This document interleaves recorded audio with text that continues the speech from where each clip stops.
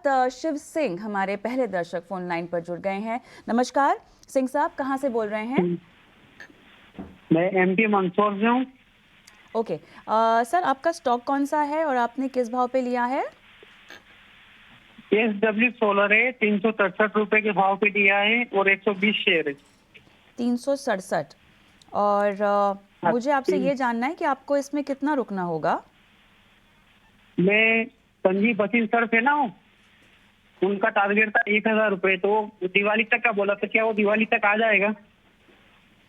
चलिए, आपने इसको दिवाली तक का समय दे रखा है और ऐसे में फिलहाल 368 आपने कहा आपकी बाइंग प्राइस है, राइट?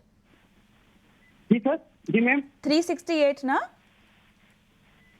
हाँ जी, 363। हाँ, चलिए ठीक है, परफेक्ट। तो आप यहाँ पर मुनाफे में हैं एंड कॉन्ग्रेचुलेशंस। और अविनाश, आप मेरे साथ अगर जुड़े हुए हैं तो इनका व्यू नियर टर्म है और मुनाफा भी अच्छा खासा है।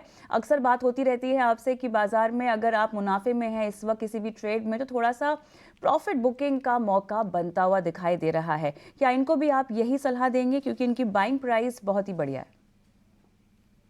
गुड मॉर्निंग कविता। देखिए, मुझे लगता है कि इन्होंने जिस प्राइस पे एंटर किया है, बहुत ही अच्छी प्राइस पे एंटर किया है।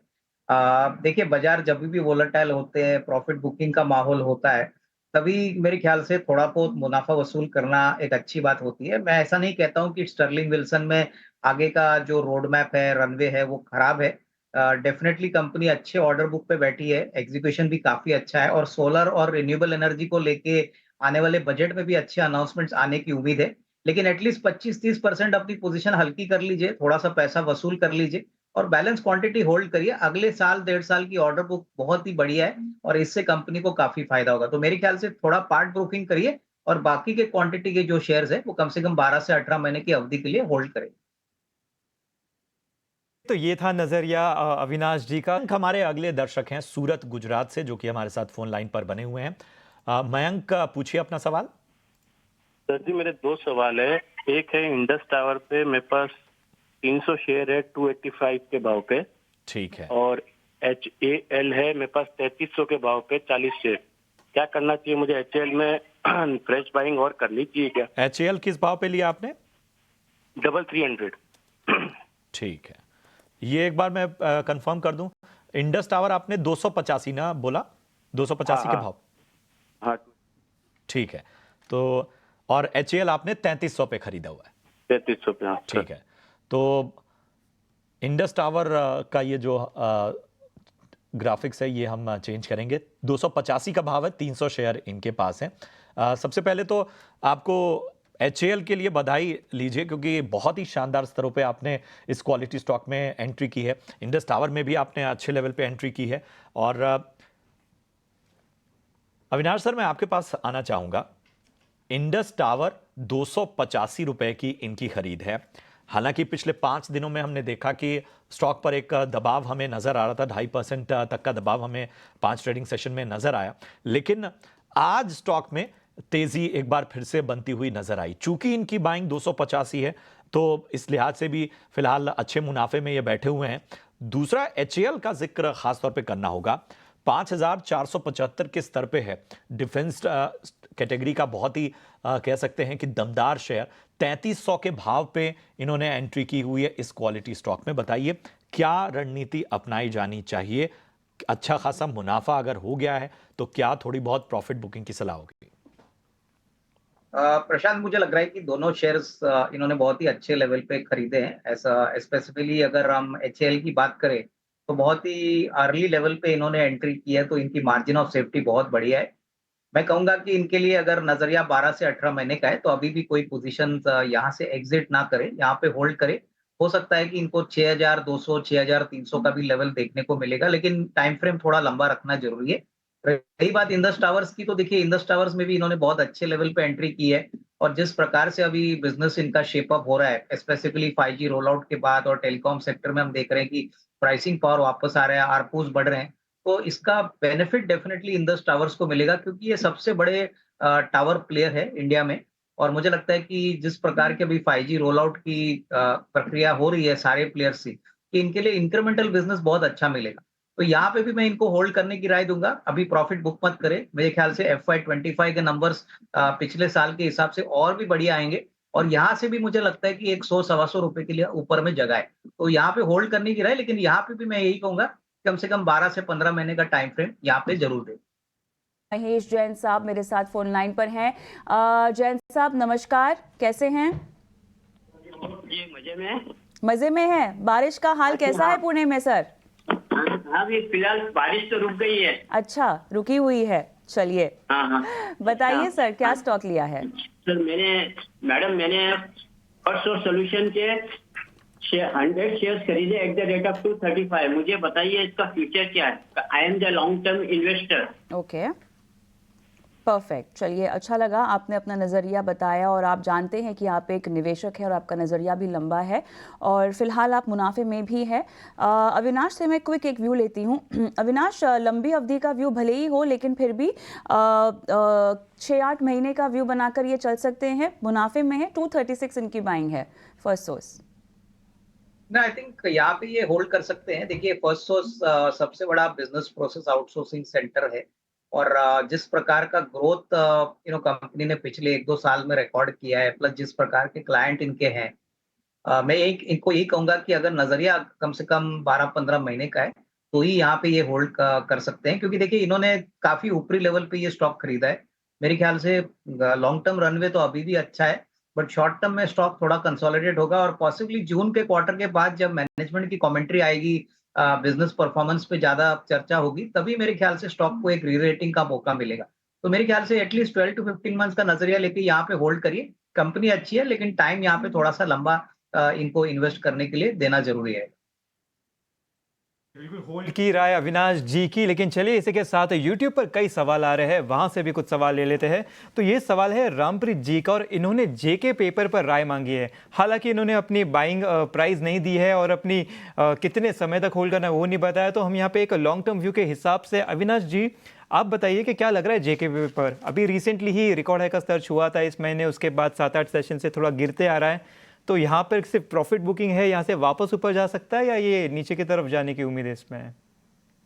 देखिए, मेरे ख्याल से पेपर सेक्टर में पिछले 1-2 क्वार्टर से हमने देखा है कि सारी कंपनीज में मार्जिन प्रेशर दिख रहा है और कहीं ना कहीं देखिए पेपर सेक्टर एक स्टेबल सेक्टर माना जाता है कि जब इकोनॉमी काफी अच्छे कंडीशन में होती है तभी पेपर का कंजम्पशन बढ़ता है। तो इसमें कोई डाउट नहीं कि जेके पेपर में लॉन्ग टर्म प्रोस्पेक्ट्स तो काफी अच्छे हैं, लेकिन शॉर्ट टर्म में मेरे ख्याल से थोड़ा सा प्राइसिंग प्रेशर आ रहा है। क्लियरली हमने देखा है कि इन द नियर टर्म काफी कंपनीज ने प्राइस इंक्रीज थोड़ा सा रोक के रखा है। तो जून का क्वार्टर जो आएगा वो मेरे ख्याल से एक क्लियरली एक पुष्टि देगा कि इंडस्ट्री में क्या हो रहा है, डिमांड सप्लाई इक्वेशन कैसा है।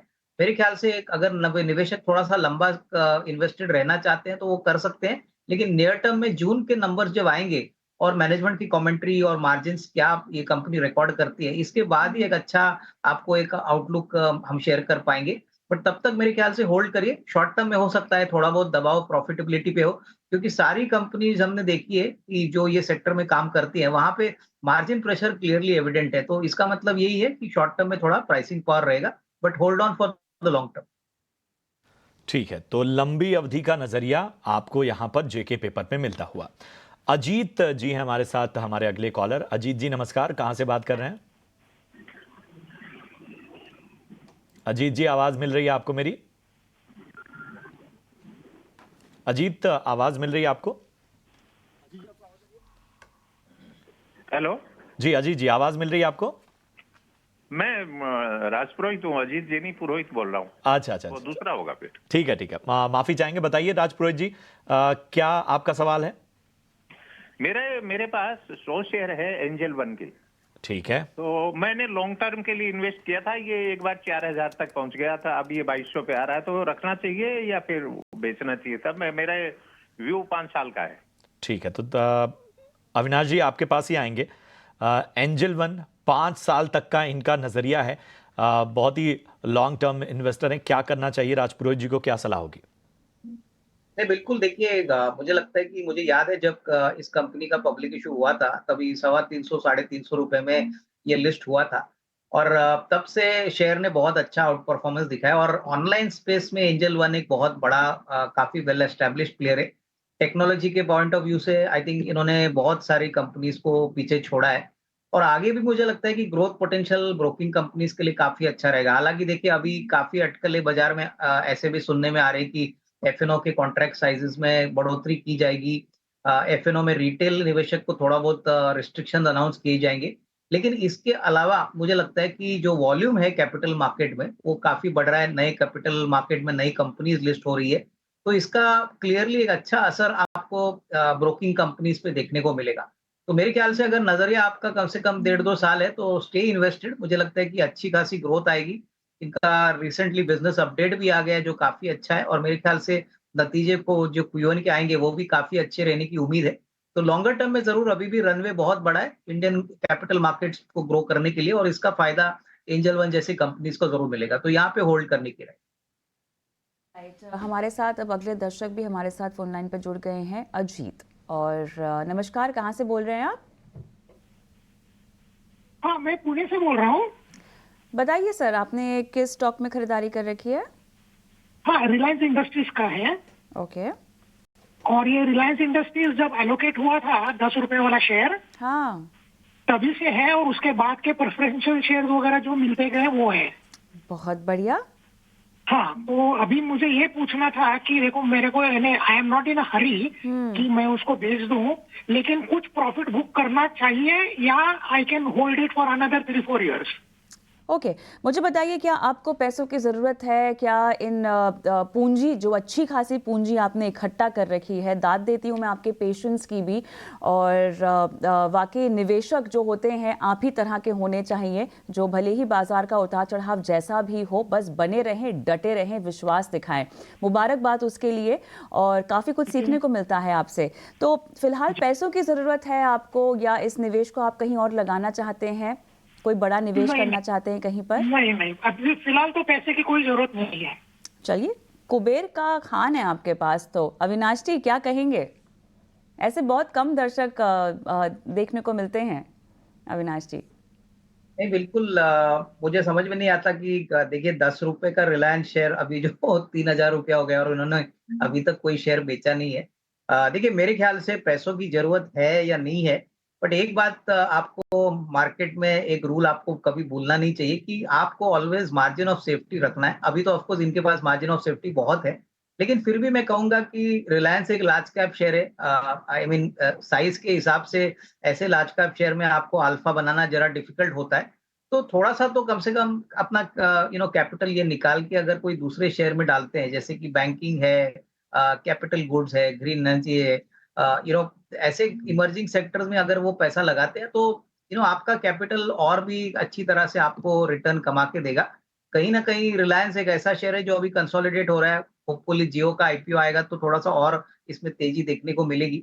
ऑल्दो इनकी वेल्थ क्रिएशन बहुत ज्यादा यहाँ पे हो चुकी है, तो मैं इनको होल्ड की राय दूंगा। लेकिन थोड़ा सा कैपिटल निकाल के अगर ये रीडिप्लॉय करते हैं मार्केट में, तो मेरे ख्याल से उनको अपना खुद का पैसा नहीं डालना पड़ेगा और ऑब्वियसली इन्वेस्टमेंट्स जो आगे करेंगे उससे भी उनको कमाई होगी। तो I think hold on for the next 2 to 3 years. Reliance में मेरे ख्याल से अनलॉकिंग के लिए और कोर बिजनेस के लिए ग्रोथ अपॉर्चुनिटीज बहुत ही सिग्निफिकेंटली अच्छी रहेगी, ऐसा हमारा मानना है। बात हमारे अगले दर्शक भी जुड़ गए हैं फोन लाइन पे, राजीव कुमार। नमस्कार। नमस्कार, मैं राजीव कुमार राय बोल रहा हूँ, वेस्ट बंगाल कालियान से। जी सर, बताइए। मैडम, मेरा आरबीएनएल का 350 शेयर है, 31 रुपए, मतलब 31.34 रुपए। 31.34, हाँ, 31 रुपया 34 पैसा। जी, समझ गए। इतने में खरीद है और मेरा लॉन्ग टर्म व्यू है 10 साल के लिए। क्या मैं 2000 या 1500 टारगेट ले सकता हूँ, या अभी जो चल रहा है इसमें प्रॉफिट बुकिंग करूँ? चलिए, बहुत बढ़िया, आपने एक निवेश का नजरिया बना रखा है। 15 साल का समय देना चाहते हैं। क्या कोई खास आपने इसे फाइनेंशियल गोल बांधा हुआ है, तय किया हुआ है कि जब पैसे मिलेंगे तो इसको यहाँ खर्च करेंगे? कोई ऐसा प्लानिंग है आपकी जिसके लिए आपने इसमें निवेश किया है? हाँ। ऑलराइट, जी वो बता दे रहा हूँ कि मेरा एक डॉटर है, उसके शादी के पर्पस में मैं ये लिया हूँ। चलिए, बहुत अच्छा। आपने यहाँ पर स्टॉक की खरीद को एक बहुत ही अहम ज़िंदगी के लक्ष्य से बांधा है, बेटी की शादी के लक्ष्य से, और फिलहाल मुनाफा आपको बम्पर, मुबारकबाद। और अविनाश जी, ऐसे स्ट्रैटेजिक तरीके से मेरे ख्याल से बहुत कम दर्शक जो है सवाल पूछते हैं स्टॉक खरीद को लेकर, एक तय करते हैं अपनी स्ट्रैटेजी। तो सबसे पहले तो इस स्ट्रैटेजी को सलाम, और दूसरा इतना लंबा समय ये रुकना चाहते हैं इसमें, फिलहाल बताइए क्या रणनीति होनी चाहिए और कितना समय आइडियली आपके मुताबिक देना चाहिए? नहीं, मेरे ख्याल से देखिए, रेल विकास निगम, मुझे याद है जब पब्लिक इशू आया था तभी 18-19 रुपए की ऑफरिंग पे आया था, और उसके बाद स्टॉक ने बहुत ही मल्टी बैगर रिटर्न सारे इन्वेस्टर्स को दे चुके हैं। तो इन्होंने भी बहुत अच्छे लेवल पे एंट्री की है। थोड़ा सा अनफॉर्चुनेट है कि इनकी क्वांटिटी बहुत छोटी है। अगर ये थोड़ा सा और क्वांटिटी लेते तो शायद मुनाफा ज्यादा होता, लेकिन जो क्वांटिटी है मेरे ख्याल से देखिए, ये अगले 1.5-2 साल के लिए तो कंफर्टेबली होल्ड कर सकते हैं।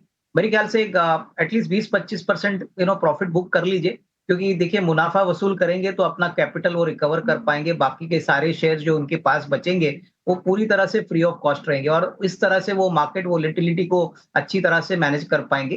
तो नजरिया कम से कम 2-3 साल का रखिए, और यहाँ पे जिस प्रकार की ऑर्डर बुक है, गवर्नमेंट का फोकस रेलवेज पे है, लग तो रहा है कि आगे भी रोड मैप और रनवे आरवीएनएल के लिए काफी बढ़िया रहेगा, लेकिन थोड़ा सा मुनाफा वसूल करें, क्योंकि देखिए ऑल टाइम हाई पे स्टॉक चल रहा है, आपका मुनाफा ऑलमोस्ट 6 टाइम ऑलमोस्ट हो चुका है। तो यहाँ से तो डेफिनेटली आपको थोड़ा सा अपना कैपिटल निकाल के बैलेंस क्वांटिटी होल्ड करिए, यही राय रहेगी।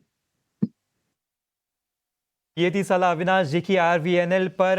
अपने कुछ 25% शेयर के प्रॉफिट्स को यहाँ पे आप थोड़ा सा ये कर सकते हैं, बेच सकते हैं, और करीब 2 से 3 साल के लिए इसे होल्ड कर सकते हैं। आगे आपके पास आना चाहूंगा, जरा इंश्योरेंस सेक्टर पर अपनी राय दीजिए, वहां कुछ पसंद आ रहा हो तो वो भी बताइए। नहीं, मेरे ख्याल से देखिए, इंश्योरेंस सेक्टर में एलआईसी की बात हो गई। मेरे को लगता है जो प्राइवेट सेक्टर में एसबीआई लाइफ है, देखिए ये ऐसी कंपनीज है जो मेरे ख्याल से काफी वेल एस्टेब्लिश्ड है, ज्योग्राफिकल नेटवर्क भी है, इनकी पेरेंट्स भी काफी स्ट्रांग है, और नजरिया अगर कोई इन्वेस्ट करता है इंश्योरेंस कंपनीज में तो कम से कम 1.5-2 साल का टाइम फ्रेम दे दे, क्योंकि ये बिजनेस मेरे ख्याल से लॉन्ग टर्म में ही पैसा बना के देगा। शॉर्ट टर्म में कोई भी रेगुलेटरी चेंजेस या कोई भी अनाउंसमेंट्स बजट में आते हैं तो इसमें थोड़ा सा तो एक पॉजिटिव इम्पैक्ट आपको देखने को मिलेगा। तो हमारी राय में एचडीएफसी लाइफ, उसके बाद आईसीआईसीआई प्रू, एसबीआई लाइफ, ये बड़ी कंपनीज पे फोकस करिए, क्योंकि मेरे ख्याल से मार्केट्स ऐसे दिग्गज कंपनीज में ज्यादा पोटेंशियल देखता है। इनकी कैपिटल भी काफी अच्छी है, ज्योग्राफिकल रीच भी अच्छा है, तो यहाँ पे डेफिनेटली एक थोड़ा निवेश का मौका बन सकता है, बट टाइम फ्रेम कम से कम 2 साल के ऊपर यहाँ पे देना जरूरी। नजरिया इंश्योरेंस स्टॉक पर अविनाश जी की तरफ से आता हुआ।